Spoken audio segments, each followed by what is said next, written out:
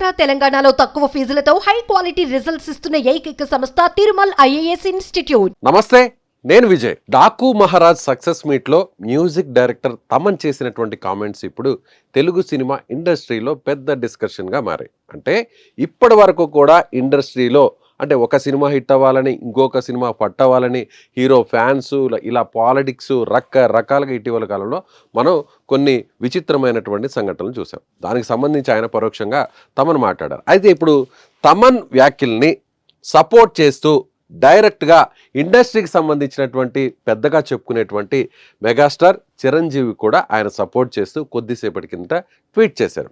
తమనేమన్నారంటే, నిన్న జరిగినటువంటి డాకు మహారాజ్ సక్సెస్ మీట్లో తెలుగు ఇండస్ట్రీ ప్రపంచవ్యాప్తంగా గుర్తింపు పొందుతుంది. మన సినిమాల్ని బయట విదేశాల్లో కూడా ఆదరిస్తున్నారు. జాతీయ స్థాయిలో ఒక గుర్తింపు వచ్చింది. కానీ మనం కొట్టుకు చస్తున్నాం. ఆ సినిమా గురించి నెగిటివ్గా స్ప్రెడ్ చేస్తున్నాం టాక్స్ని. అదేవిధంగా ఏ హీరో కూడా కష్టపడినా ఆ హీరో ఫ్యాన్స్ కూడా దాన్ని నిలబెట్టుకోవాలి. సో ఈ విధంగా సినిమాను నెగిటివ్ టాక్ని స్ప్రెడ్ చేయడం, ఇలా రీసెంట్గా వచ్చినటువంటి కొన్ని సినిమాల విషయంలో చూస్తున్నాము అంటూ కూడా ఆయన కొన్ని కామెంట్స్ చేశారు. ఇప్పటి వరకు కూడా పుష్ప సినిమా కావచ్చు, లేదంటే రీసెంట్గా గేమ్ చేంజర్ కావచ్చు, అంతకుముందు దేవర సినిమా కావచ్చు, ఇలా అన్ని సినిమాలకు కూడా తొలి రోజుల్లోనే కొన్ని నెగిటివ్ కామెంట్స్ను, నెగిటివ్ ట్రోల్స్ను, నెగిటివ్ టాక్ను స్ప్రెడ్ చేశారు. సో సినిమా బాగున్నా కూడా బాగలేదనేటువంటి టాక్ని స్ప్రెడ్ చేశారు. ఒక హీరోకి సంబంధించినటువంటి ఫ్యాన్స్ మరొక హీరోకి సంబంధించినటువంటి వ్యవహారాల్లో ఈ విధంగా నెగిటివ్ స్ప్రెడ్ చేస్తున్నారు టాక్ని అంటూ కూడా ఆయన పరోక్షంగా కామెంట్ చేశారు. అయితే ఇక్కడ రాజకీయాలు కూడా జోక్యం చేసుకున్నాయి. ప్రత్యేకంగా మనం చెప్పాల్సిన అవసరం లేదు. సో అక్కడ వర్గాలుగా చీరిపోయారు. తర్వాత చీలిపోయిన తర్వాత మళ్ళీ కొన్ని పార్టీలు కూడా, పొలిటికల్ పార్టీస్ వెనకుండి మేమంటే మేము, వాళ్ళు ఆపోజిట్, ఆ సినిమా హిట్ అవ్వాలి, ఈ సినిమా ఫట్ అవ్వాలని రకరకాలుగా చూస్తాం. అయితే ఇప్పుడు మెగాస్టార్ ఏమని కామెంట్ చేశారో ఒకసారి చూద్దాం. ఆయన పోస్ట్ చేశారు, కామెంట్ కాదు, ఆయన ఎక్స్ వేదికగా, ట్విట్టర్ వేదికగా చిరంజీవి గారు ఇక్కడ చూడొచ్చు. ఆయనకు సంబంధించినటువంటి అది ట్విట్టర్ అకౌంట్ ఇది. డియర్ మ్యూజిక్ తమన్ అంటే ఆయన ట్యాగ్ చేస్తూ, నిన్న నువ్వు మాట్లాడిన మాటలు హృదయాల్ని తాకేలా ఉన్నాయి. ఎప్పుడు సరదాగా మాట్లాడుతూ ఉండే నీలో ఇంత ఆవేదన ఉండడం నాకు ఒకంత ఆశ్చర్యంగా కూడా అనిపించింది. కానీ మనసు ఎంత కలత చెందితే నువ్వింతగా స్పందించావో అని అనిపించింది.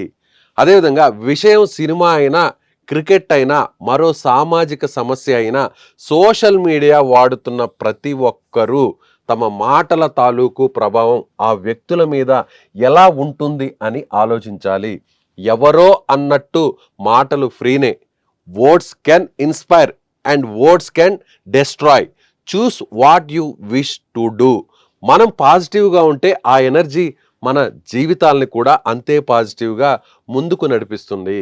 Thoughtful words my dear, God bless అంటూ చిరంజీవి ఆయన చేసినటువంటి పోస్ట్ గురించి ఇప్పుడు మొత్తం ఇండస్ట్రీలో కూడా డిస్కషన్ నడుస్తుంది. అంటే పుష్ప సినిమా విషయంలో జరిగినటువంటి కొన్ని వివాదాలన్నీ కూడా మనకు తెలుసు. పుష్ప 2 సినిమా రిలీజ్ తర్వాత తొక్కిసలాట్లో ఒక మహిళ చనిపోవడం, మరొక బాలుడు కూడా ప్రాణాలతో కొట్టుమిట్టాడుతున్నారు. ఆ తర్వాత కేసులు నమోదవడం, ఆ తర్వాత టీంకి సంబంధించిన సభ్యులు, ముఖ్యంగా హీరో అల్లు అర్జున్ మీద కూడా కేసు నమోదవడం, ఆయన ఒకరోజు జైలుకు వెళ్ళడం, మళ్ళీ రావడం, ఆ తర్వాత కోర్టులో బెయిల్ కూడా రావడం, తర్వాత పోలీస్ స్టేషన్లో ఆయన వెళ్ళి హాజరవడం, ఇవన్నీ కూడా మనం చూసాం. అయితే ఇక్కడ 2 వర్గాలుగా చీలిపోయిందా ఇండస్ట్రీ అనేటువంటి వ్యవహారాన్ని కూడా చూసాం. సో ఈ టైంలో కొన్ని రాజకీయ పార్టీలు కూడా ఎంటర్ అయ్యి, ఎక్కడైతే నంద్యాలలో అల్లు అర్జున్ అక్కడికి వెళ్ళి వైసీపీ అభ్యర్థికి ఆయన ప్రచారం చేసి వచ్చారో అప్పటి నుంచి కూడా ఈ గ్యాప్ వచ్చిందనేటువంటి టాక్ వస్తుంది. అయితే ఎక్కడా కూడా మెగా కాంపౌండ్కి సంబంధించినటువంటి వారందరూ కూడా అటు పుష్ప 2 సినిమా రిలీజ్ తర్వాత దూరంగా ఉన్నారు, ఈ టీంకి దూరంగా ఉన్నారు అనేటువంటి వార్తలన్నీ కూడా వచ్చాయి. అయితే మెగాస్టార్ చిరంజీవి ఎక్కడ కూడా దీని మీద స్పందించలేదని, ఏ విషయంలో కూడా. అంటే అటువైపు పాజిటివ్గా ట్రోల్ చేసినా, నెగిటివ్గా ట్రోల్ చేసినా ఎక్కడ కూడా ఈయన మాట్లాడలేదు. కానీ చిరంజీవి గారు ఇప్పుడు చేసినటువంటి పోషన్ చూస్తే ఎంతో హుందాగా ఒక పెద్ద మనిషి తరహాలో ఆయన ఏదైతే తన మనసులో ఏదైతే బాగుందో, ఆయన మనసులో ఏదైతే చెప్పాలనుకుంటున్నారో, సినిమా ఇండస్ట్రీకి రాజకీయాలను ఆపాదించవద్దు. సో అందరూ కూడా అన్ని సినిమాలు కూడా హిట్ అవ్వాలనే కోరుకుందాం. తెలుగు సినిమా ఇండస్ట్రీ ప్రపంచవ్యాప్తంగా వ్యాప్తి చెందాలి అనేటువంటి బలమైనటువంటి కోరికను ఆయన ఈ పోస్ట్ ద్వారా, తన పోస్ట్ ద్వారా మరొకసారి చాటి చెప్పారనే చెప్పాలి. సో వివాదాలుంటాయి ప్రతి చోట, ప్రతి దగ్గర వివాదాలుంటాయి, ప్రతి కుటుంబంలో వివాదాలుంటాయి. అదేవిధంగా ఇక్కడ చూసినట్లయితే ఇప్పటికైనా కూడా ఇండస్ట్రీ ఒకటవ్వాలి, నెగిటివ్ టాక్ని స్ప్రెడ్ చేయొద్దు, ప్రతి సినిమా కూడా హిట్ అవ్వాలనే కోరుకోవాలి. సో అంటూ ఆయన ఇండైరెక్ట్గా చేసినటువంటి ఆ పోస్ట్ను కూడా మనం చూడవచ్చు. సో మొత్తం మీద గత కొన్ని నెలల నుంచి కూడా తెలుగు సినిమా పరిశ్రమలో అనేక వివాదాలు చుట్టుముట్టుతూ ఉన్నాయి. కేసులు, తర్వాత వివాదాలు, ఇవన్నీ కూడా మనం చూస్తూనే ఉన్నాం. ఇప్పుడు తాజాగా కూడా తమన్ చేసినటువంటి, అంటే తమన్ చాలా సరదాగా ఉంటారు.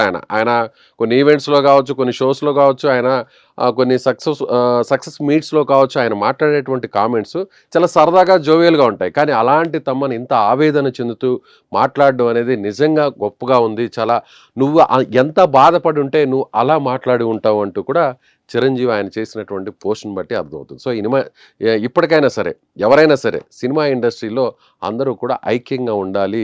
సో బయట చిత్ర పరిశ్రమలంతా కూడా తెలుగు పరిశ్రమ గురించే మాట్లాడుతున్నారంటూ కూడా తమన్ చేసినటువంటి వ్యాఖ్యలను బలపరిచారు చిరంజీవి గారు. సో మీరేమనుకుంటున్నారు?